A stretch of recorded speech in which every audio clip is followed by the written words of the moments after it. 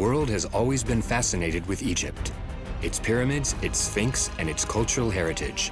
And now, the land of pharaohs has successfully met one of the greatest challenges of the 21st century: building a gigantic structure to honor the country's exceptional archaeological heritage, one that's unique in the world. It's called the Grand Egyptian Museum. I told President Mubarak, I want to build the world's biggest museum. And he said, what do you mean? You're crazy. We're going to take you behind the scenes of this colossal project, one that required incredible resources, took over 20 years, and prevailed despite the most unexpected circumstances.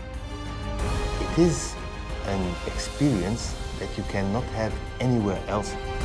Located on the Giza Plateau on the outskirts of Cairo, the country's capital, the site is exceptional. It faces the world's most famous pyramids and has already reached legendary status, thanks to a one-of-a-kind technical and aesthetic feat.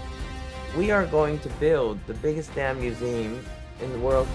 The megastructure weighs more than 1.5 million tons, nearly 7 times Chicago's Willis Tower, and it spreads over 50 hectares.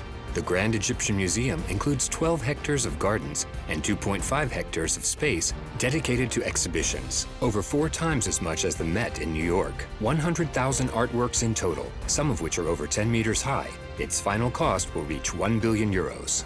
Think about the size of the pyramids or the size of the colossal statues at Abu Simbel, and then all of the solid gold in Tutankhamun's tomb. It's difficult not to kind of think, oh, that's amazing. This project is truly a miracle. It took 20 years, as long as it took to build the Great Pyramid of Giza. 2 decades of planning, innovating, mind-blowing logistics, and ferocious persistence to surmount many unforeseeable challenges. When we decided to make this museum, we first chose the place. We thought it should have connection between the pyramids and the museum. 5,000 workers labored on site 24 hours a day, 7 days a week, an unprecedented feat. Inside, the dimensions of this megastructure are just as staggering. 40 meters in height with a 28-meter picture window looking out on the pyramids.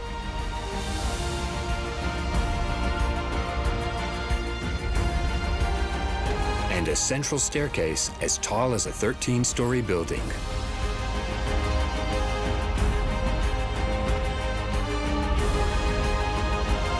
Welcome to the biggest museum in the world.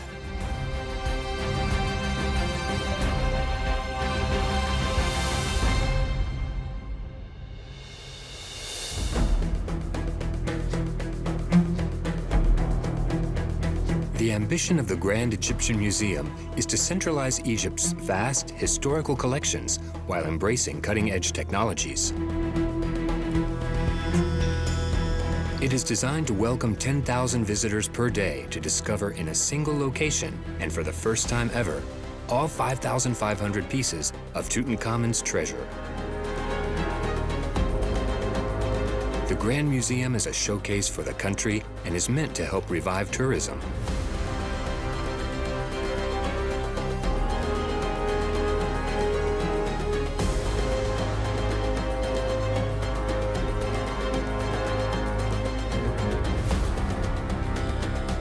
Millions of travelers come to explore these archaeological remains, the pyramids, the Sphinx, the pharaohs, and also the Museum of Cairo, located in Tahrir Square, in the heart of the capital.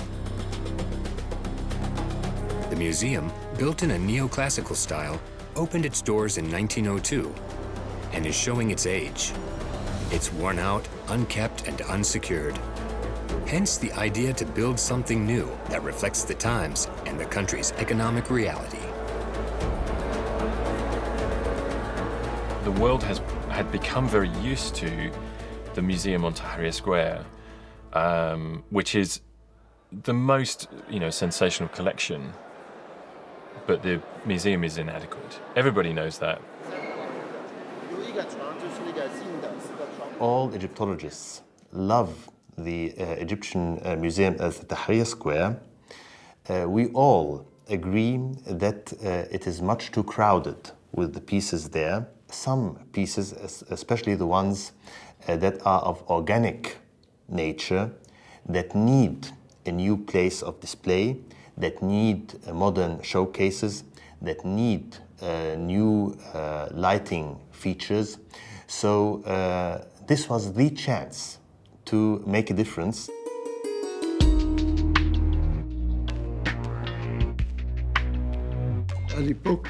Back then, a lot of monuments needed to be restored or needed some attention and care. But we also wanted a big new project. Then I thought, the biggest museum in the world. That's when I spoke to President Mubarak. I told him, Mr. President, I want to build the world's biggest museum. And he said, what do you mean? You're crazy. Where will you get the money? And I said, listen, big projects always get funded.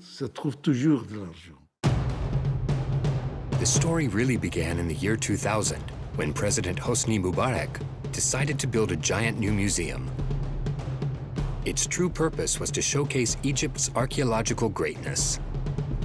I'm not sure it's the museum that people were expecting, but it seems very close to the museum that is needed for that kind of collection. And I say that in terms of display for the public, exhibitions, but also in terms of massively improved facilities for storage and conservation. So there is currently an international project which involves several of the largest museums with Egyptology collections in Europe, partnering with the Egyptian authorities to try and develop a plan for the museum that ensures that it's not just forgotten, or it's not just kind of second plates, it's a different museum, it's another museum. When we decided to make this museum, we first chose the place.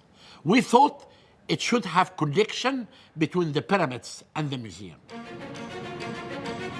The chosen location was the Giza Plateau, facing the pyramids on the edge of the desert and the outskirts of Cairo. With 20 million inhabitants, the Egyptian capital is the biggest city in the Middle East and the second largest city in Africa. 95% of the country's population, which is around 102 million people, live along the Nile, the country's legendary river. On the river's west bank, 20-some kilometers from the city center, is the Giza Necropolis, a UNESCO World Heritage Site, one of the most visited in the world. Here lie the Great Pyramids of Giza, Khafra, and Menkaura, and the Great Sphinx, the biggest sculpture ever built by mankind. Over 4,500 years old, the Great Pyramid of Giza is one of the 7 wonders of the world.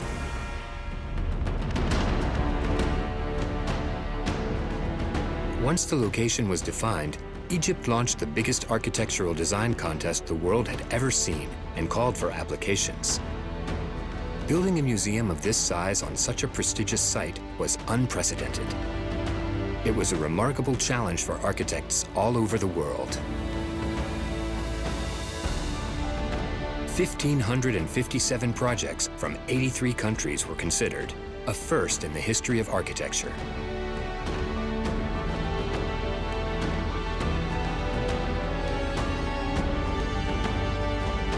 After 3 years of questioning and thousands of meetings and projections, a Sino-Irish architect office based in Dublin won the contest.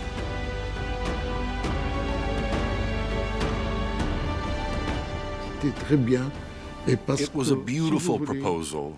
And come to think about it, why did they win? It's because their concept looked onto the pyramids. The view incorporated the Great Pyramid as part of the museum itself. We found out that one architect who designed this museum in a way to be connected with the Great Pyramid. He made the connection. And that was the project that was chosen. The architect is from China. He lives in Dublin. It was an interesting competition because very early during the competition, 1,600 people entered. So it's like, how do you get through all 1,600 entries? It's almost impossible. You can't compete with the pyramids. One of the main tasks for the designers was for this museum to harmonize with the pyramids and with the environment around it. So any project that wanted to create a dialogue with the pyramids to be almost an equal or to somehow do better than it, very quickly it was taken off the books.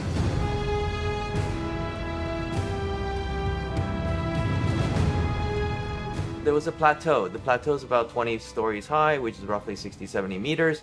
So if you built above the plateau, which is the desert, on the plateau rather, and you stood as an object, out. If you basically built inside the plateau, which is that which separates the desert from the Nile Valley, or this very important symbolic condition between what is life and what is death, you got through to the next round.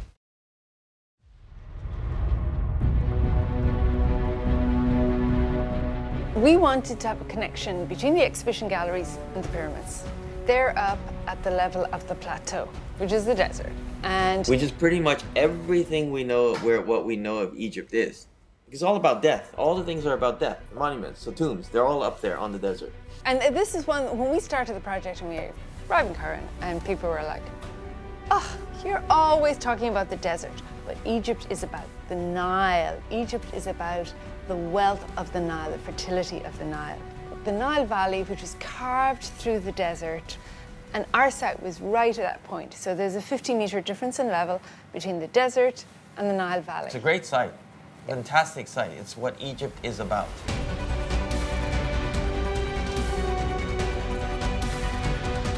So we wanted to see the pyramids, but the pyramids are up at the plateau level, and we were coming in at the Nile level. So we needed to get people up 25 meters.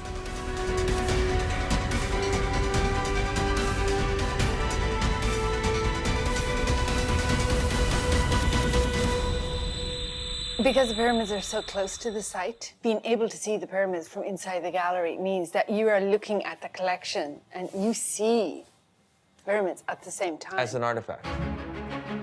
Construction began in 2005. President Hosni Mubarak and Minister of Culture Farouk Hosni officially laid the first stone of the future Grand Museum. 5 years were needed to fortify the foundations. The first few months were chaotic as the team struggled with the terrain and its nature.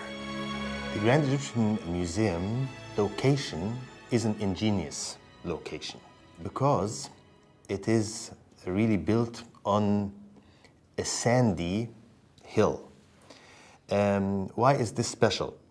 Because this means that the ancient Egyptians never built anything on this site, because the ancient Egyptians would never build anything except on a stable limestone foundation.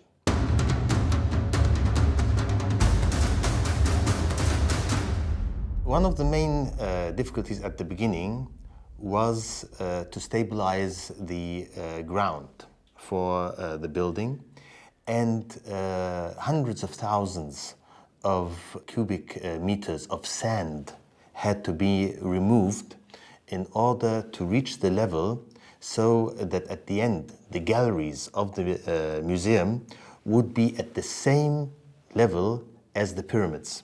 So when you are standing in the galleries of the museum, you are looking at the pyramids at the same level. This took a lot of time, but at the end it was worth it, because standing now in these galleries, you have this fantastic view. 3.5 million tons of sand were excavated to build the 320,000 cubic meter concrete base and its 8,500-ton metal frame, even heavier than that of the Eiffel Tower. But in 2011, the monumental project ran into an obstacle that threatened the very build of the museum. Construction was brutally interrupted by the Arab Spring, known as the Revolution in Egypt. Construction would stop for a whole year. We had trouble in Egypt in 2011, and that trouble stopped everything. And even I had all the money to finish this museum in 2015, but all this money was used for nonsense during the time of the revolution. At the time of the revolution in 2011, which played out in Tahrir Square, albeit mostly at the far end from the museum, there was perceived to be a threat to the security of the museum, and indeed the museum was broken into. But there was this chain of people with their arms locked together, of just ordinary Egyptian people, making sure that nobody could enter the museum and threaten it. And it's a very sort of significant moment. I think it just spoke to the Egyptians' feelings of how important their ancient culture is to their heritage. A year later, in 2012, the revolution was over. The country was bled dry. Reviving tourism became a priority for the Egyptian government, and they shifted their focus to large construction projects like the Grand Egyptian Museum.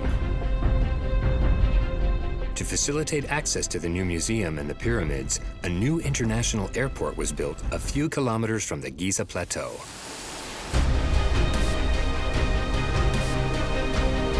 The world's biggest construction project began anew, following the original blueprints. This building is special because you can see the pyramids from anywhere on site. It was specifically designed so that nothing would hide the pyramids. The ground here rises towards them. All this is angled in the direction of the Great Pyramid. The architects' concerns included not creating a huge new monument on the landscape that would be visible from all around, so as not to detract from the vista, of the pyramids, and the idea of the pyramids being set in a, sort of dominating a relatively empty landscape. So I think the way that the museum is built into that natural hillside without really, coming above the line of sight is very clever. To achieve that much space without doing that is very clever. From the new museum, the view of the pyramids is impressive, and visitors can soak it in through a 28-meter picture window. Another unique touch from the architects was this 800-meter-long and 40-meter-high lighted wall made of onyx, an alabaster derivative that's translucent and typical in local crafts. By day, the stone allows soft light to pass through. By night, it's illuminated by subdued lighting.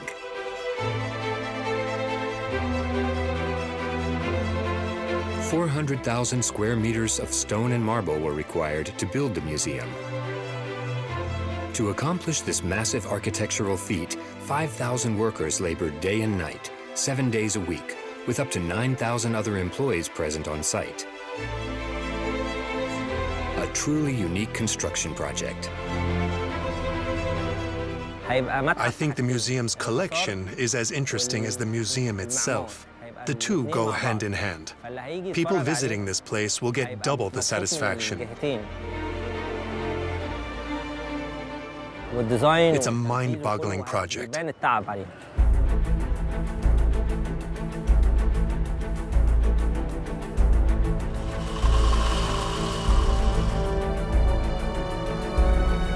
Very interesting and very exciting because it's the building that we've only seen in pictures, as if it's a kind of dream for almost 20 years, but it really looks like that now. There really is that building.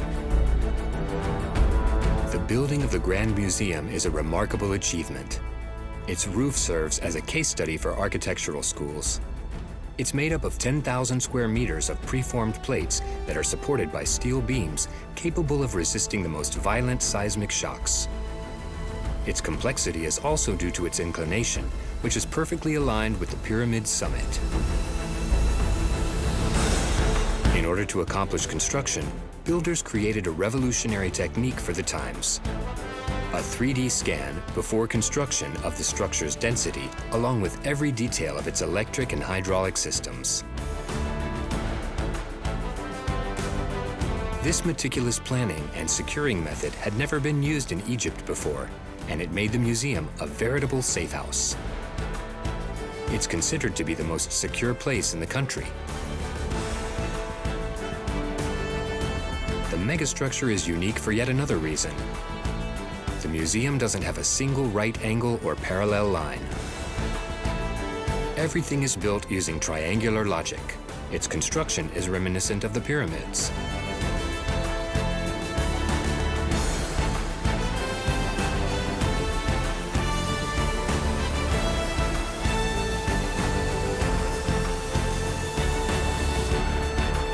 The atrium lobby is composed of a lattice of stone triangles that weigh more than 1,300 tons, equal to 20 commercial planes. Its triangular form is the concept behind the entire structure.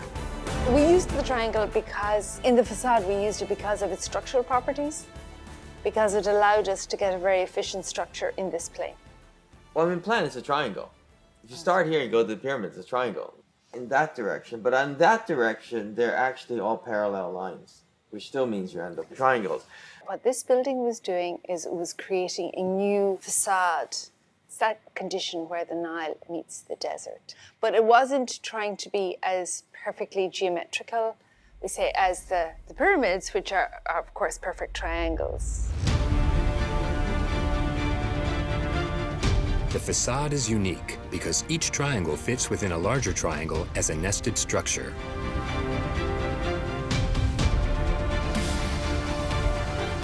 This Russian doll principle was also used in the tombs of the pharaohs. The nested triangles fit within each other, meaning the geometry varies depending on the distance from which it is viewed.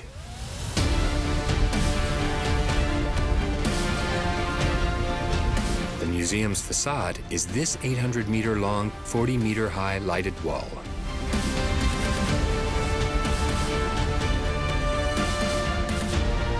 It faces 12 hectares of gardens, the equivalent of 17 football fields.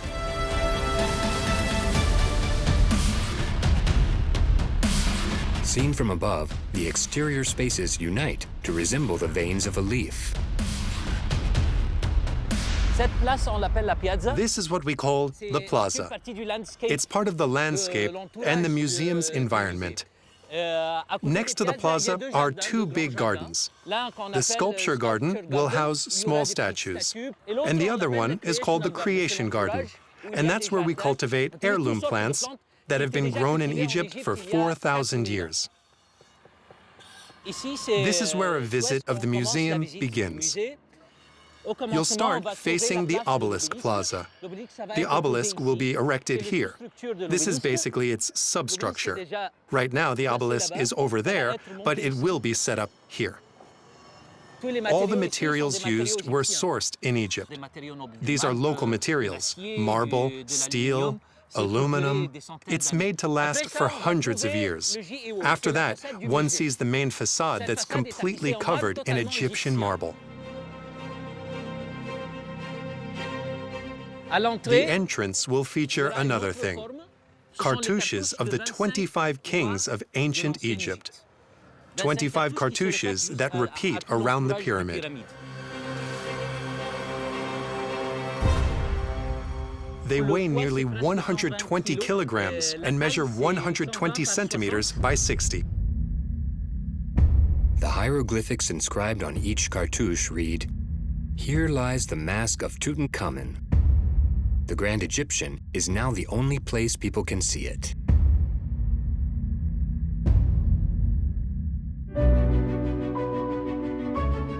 "28 shops, a conference center, a movie theater, 3 large gardens, and a children's museum complete this colossal complex. The museum is like a city within a city, with its very own fire station and an autonomous electrical system. It's designed to be a cultural hub, with living spaces where people can come to eat, be entertained, or take a stroll. We estimate that per day there will be up to 10,000 visitors to the Grand Egyptian Museum. This will be more something for the Egyptian family. And this museum is not only for our foreign guests, but it is also for the Egyptians in order for them to get to know their history, their roots, and in order to enjoy time in fantastic surroundings.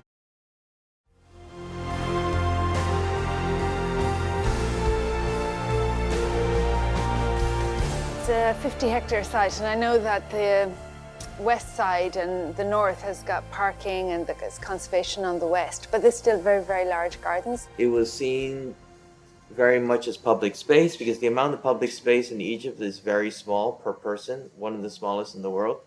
So there was a kind of museum that just was not catered to tourism and Egyptology, that it actually catered to people who lived there and offered a sort of public space where people can just go. The architects designed the space with large numbers of tourists in mind. Everything was analyzed as a function of the expected number of visitors, including the subsequent safety norms, as well as to ensure the fluidity of the experience. 6 million visitors a year, whatever number of people. But you know, you've got tourists, a lot of tourists coming in. How do you get them upstairs? So we thought, well, the easiest thing is you have a big stair. You know, you kind of make it as simple as possible. But rather than just having a big stair, that stair becomes part of the procession of getting to the galleries. So you're coming from the noise of Cairo. You know, and you know, Cairo is noisy. A lot of people getting off a bus. You walk in through, then you come in through the facade, and it immediately feels a bit quieter. It's a little cooler because you've got shading. You come in through that space, and then the pyramids are Old Kingdom. So at the bottom, the stairs becomes then the Gallery of the Pharaohs. So you start at the bottom. It was a chronological route, I think eventually became the Gallery of the Pharaohs. But it was that idea that you just somehow spatially, you also allow people to decompress, to kind of move back in time so that then they're ready to go through the galleries. So that's what the stair was about.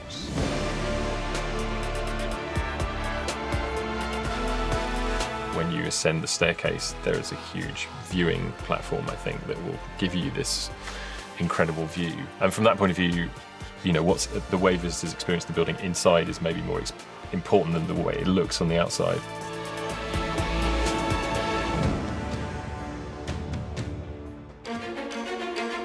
One of the main artworks at the museum is the statue of Ramses II. This 3,200-year-old giant was carved out of the Aswan granite quarries in southern Egypt. It was discovered in 1820 at the entrance of the Great Temple of Ptah, 10 kilometers south of Cairo. You know, the statue is almost 100 tons. Belonged to the kings of the kings, Ramses II.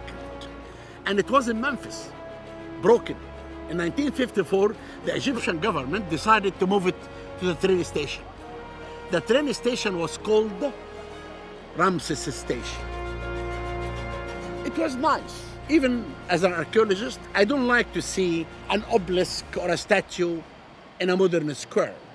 But I found out later that the Egyptian, they built the bridge, ugly buildings around it. The statue became hidden. The statue had been heavily damaged by pollution. It measures a little more than 11 meters, as high as a 3-story building. Its subject depicts a conquering king. The name Ramses II is carved into all temples. His story is legendary. He had a dozen wives, 126 kids, and a 66-year reign.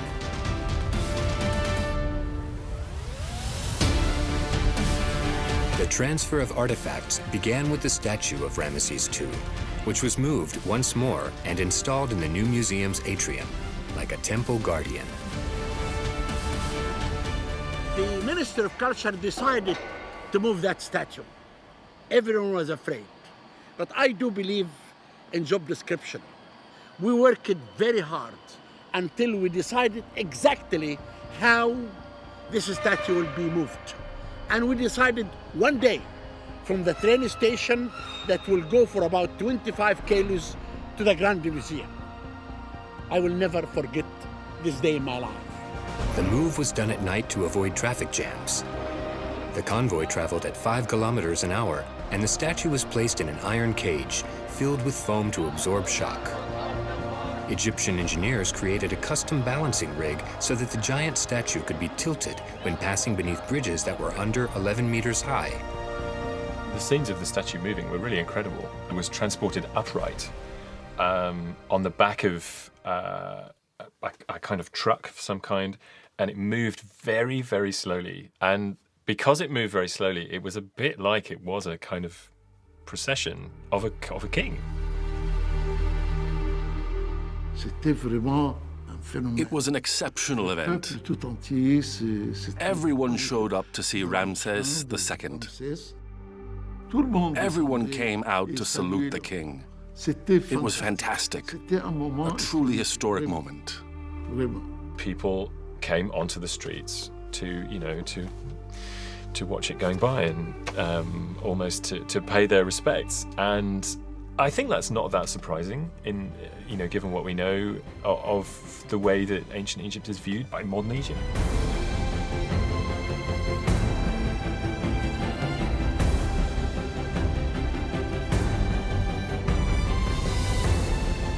This was a moment that changed the history of this building, because from this moment on, it became a museum.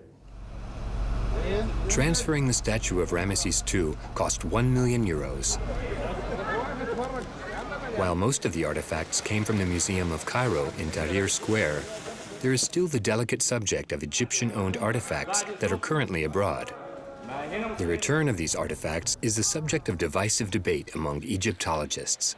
Egypt will continue to ask back for any artifacts that have left the country in an illegal or in gloomy circumstances. So this is something that will continue, and this is the right of Egypt and for the upcoming generations. Determining which artifacts should return to Egypt is legally complex. The Nefertiti bust, the Rosetta Stone, and the obelisk of Luxor are some of the most well-known artifacts outside the country. The Nefertiti bust was discovered by German archaeologist Ludwig Borchardt in 1912. The miraculously intact piece has been on public display at the Neues Museum in Berlin since 1924. The Rosetta Stone has changed hands many times. Discovered in 1799 during Napoleon Bonaparte's campaign in Egypt, it was later retrieved by England and has been on display at the British Museum since 1802. In Paris, the obelisk at Place de la Concorde is one of the most iconic and ancient monuments in the city. It was a gift from Egypt to France in 1836 as a sign of goodwill. However, the obelisk at St. Peter's Square in the Vatican was brought to Italy at the request of Pope Sixtus V. There are things that were stolen, unquestionably stolen.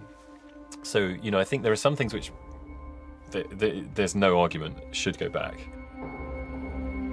But there are some things which really, I think, need to stay where they are, the obelisks in Rome, and then there's literally thousands of objects in the middle, and you could look at each one of those and say, well, that one would be much better off if it came back to Egypt. But I mean, Egypt profits, I think. Egypt gains from the fact that there are Egyptian objects in museum collections around the world. Many of the people who will end up as Egyptologists, visitors to Egypt, in some way contributing to Egypt, are first interested because they go to a museum in their local town or city and see a coffin or a Shabti figure or whatever it is. So,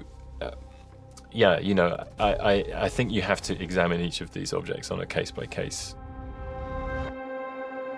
Certain artifacts will never leave Egypt again.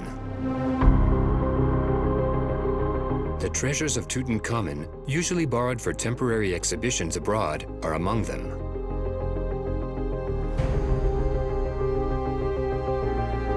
Every Tutankhamun exhibition across the globe has attracted millions of visitors.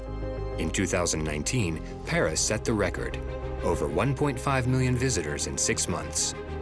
But from now on, the treasure of the pharaoh who died at age 19 will remain in Egypt. The Grand Egyptian Museum has become its final resting place, within 2 enormous galleries over 7,000 square meters in size.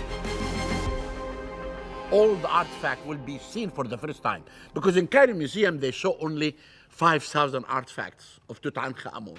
And the 398 objects were actually in storage. Also, this collection will be shown for the first time as never been seen before. The only one who touched this was Howard Carter. In the Grand Museum, Tutankhamun's story is told through the presentation of new invaluable pieces, which have never before been available for public viewing. When English archaeologist Howard Carter discovered Tutankhamun's tomb in 1922, he was stunned at how well preserved the golden beds and chariots were. In one of the funeral chambers, Carter was shaken by this inscription: "Death shall come on swift wings to him that toucheth the tomb of the pharaoh." In the following months, 17 members of the archaeologist's team died unexpectedly. This gave birth to what is known as the Curse of the Pharaohs. And that curse seemed to spread to the construction site itself. After the Arab Spring, one of the museum's facades caught fire, although it was contained. In 2019, construction halted because of attacks near the pyramids. In 2020, the COVID-19 global health crisis caused months-long delays in operations. Whether it's destiny or not, Tutankhamun's shadow seems to loom over the Grand Museum.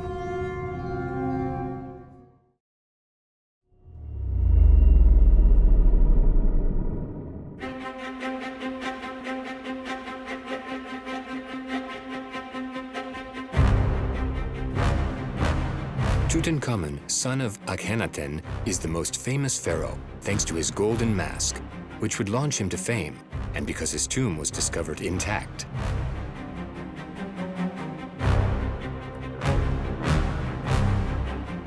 When we look at the plan of the tomb of Tutankhamun and we see how the pieces were stacked, we will notice that the pieces were put in the same order as the funerary procession, so that the people would be comfort again that the way to eternity and the way to resurrection has been secured again with the rule of King Tutankhamun. There will be 5 themes inside the new display. One of them is about the discovery of the tomb, another one about the identity and the genealogy of the king, one of them about the daily life, one of them about the rebirth, and one of them about the funeral. The last of the 5 rooms is the funeral chamber, which houses the tomb. The final nested sarcophagus is the one containing the mummy. It is covered in carved and hammered sheets of pure gold, weighing 110 kilos. 143 jewels are scattered in the wrappings that cover the king's mummy. Part of the space is dedicated to the mummy fabrication process. The king's organs were placed in amphora. The body was then washed in palm wine, the skin coated in oil, and then it was embalmed and wrapped in linen strips.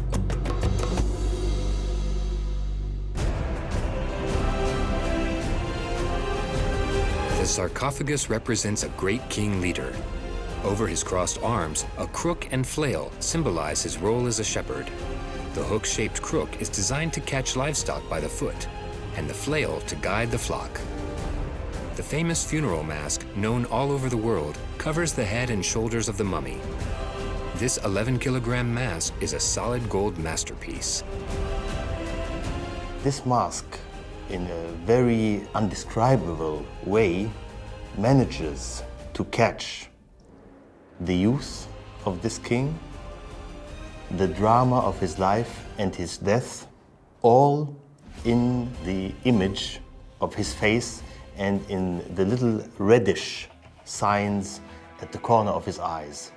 So this is a piece that makes everybody captivated when he's standing in front of it. Tutankhamun's mask is the centerpiece of the Grand Egyptian Museum. It is said to represent the face of the dead king. The forehead is decorated with 2 emblems: a vulture, the symbol of the protective goddess of Upper Egypt, and a cobra ready to strike, which represents the protective goddess of Lower Egypt. These two emblems protect the pharaoh and prove the extent of his power. His headdress is made of gold and lapis lazuli, a precious blue stone. There are triangular wings on either side of his face, and the whites of his eyes are made of quartz to accentuate his stare.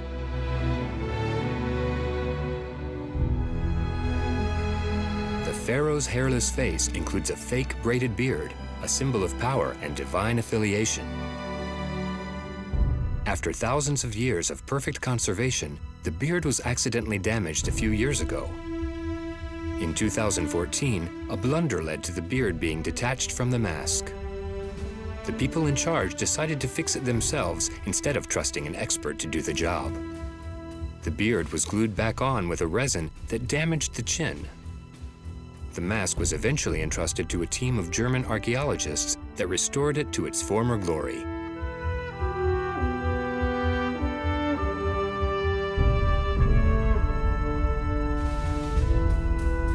From now on, the treasures of Tutankhamun and all archaeological works will be restored and cared for by the Grand Egyptian Museum's Conservation Center.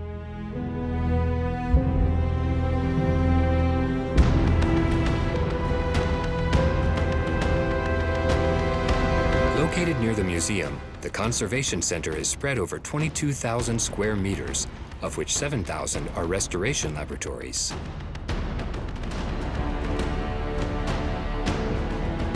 It's buried more than 30 meters below the sand to ensure optimal temperatures and to protect artifacts from potential earthquakes. The artifacts conserved and restored here are between 3,000 and 6,000 years old. An underground tunnel connects the laboratories to the museum. The center has been operating since 2016, but is not open to the public.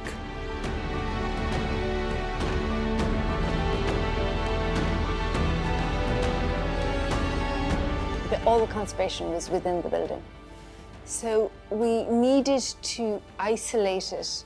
We needed to pull it apart because this construction would have had too much of an impact on the work they're doing. So they're currently doing conservation. I think they've got Tutankhamun's car. So you can't have all the vibration from this construction work affecting the conservation. So we needed to isolate it. So ultimately, it seemed to make most sense to put it along here. So we wanted it to be underneath. It gave it a lot of environmental stability. The center comprises 17 laboratories, which are primarily dedicated to preserving textiles, leather, papyrus, wood, and stone. It's the biggest conservation center in the world. Its laboratories have restored over 20,000 ancient artifacts that have never been seen by the public. This was a scarab, means existence to the mind of the ancient Egyptian. Tubt was the sun disk, and it shows the wings of that scarab. This is really made of different stones, all this kind of silver and carnelians and all this turquoise and gold. All of this was really restored by this young lady. Then the young lady, what she did, she studied, she took photographs, and after that she began to clean everything here. The young people returned hidden pieces to light for the first time. Experts and Egyptologists from all over the world are often invited to visit the Conservation Center. The Egyptians want the center to be the best in the world. Instead of sending artifacts abroad, the center will restore everything found in future Egyptian archaeological excavations. There have been times when I've been interested in looking at specific things, and for the last few years, newly discovered material has generally, very often gone directly to the gem because that's now, the top place for storage of material. Laboratories are set up. You can inquire, you can make an appointment as a specialist, you can go and look at material. That's exactly what we need.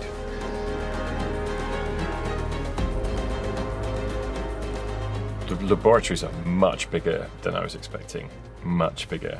The first time I went, I just couldn't believe the material because it's a amazing museum collection in its own right. But a lot of these things are not in cases, you know, they're just on the table. So if you're lucky enough to go and see them, you know, you think, oh, that's amazing. The most sophisticated techniques are on display. Japanese antibacterial paper is used for restoring papyrus and maintaining its suppleness. It is further protected between two glass planes that do not touch the actual papyrus, allowing it to breathe.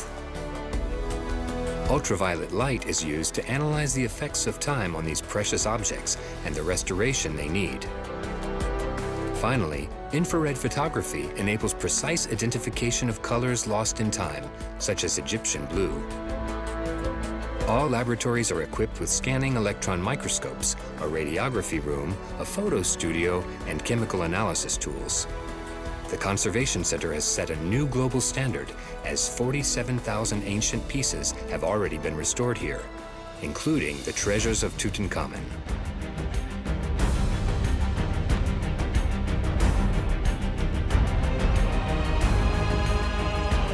I suspect somehow the gold of Tutankhamun is more universal, actually. It's easier, you know, look at a gold thing, it's great. We love gold. We always have. Human beings have always loved it. Egyptian art and architecture and the visual culture of ancient Egypt is very exotic. It's very far removed from us. I think there's also something about the idea that things are hidden in the ground and then one day you reveal them.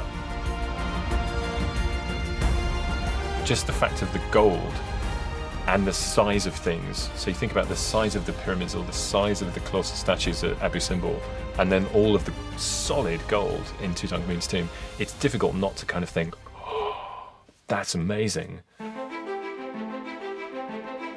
The Grand Egyptian Museum is one of the largest construction projects of the century, reminiscent of the pyramids in their time. That this is a huge undertaking on Egypt's part, right? I mean, to say that we are going to build the biggest damn museum in the world for Egyptology.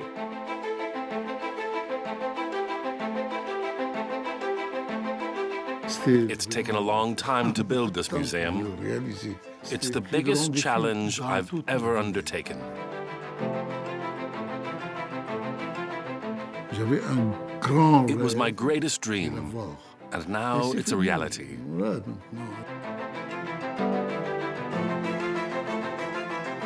The museum will always be a part of me, and every time I will visit it in the future, I will be looking at the visitors to see the reaction on the way of display. It will be the greatest museum in the world.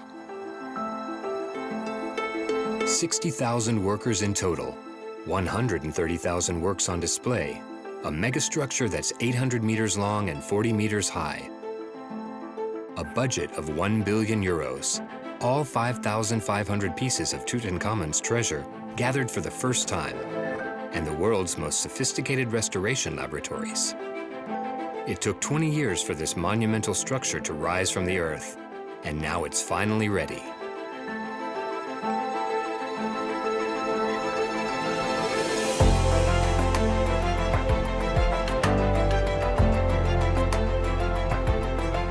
It all began with a crazy dream a few decades ago, a complex and ambitious project, nestled among the world's most famous pyramids. This massive vessel sprung in the heart of the desert, the world's largest museum, embodying the excess and the delusions of grandeur that were once the prerogative of the Egyptian pharaohs.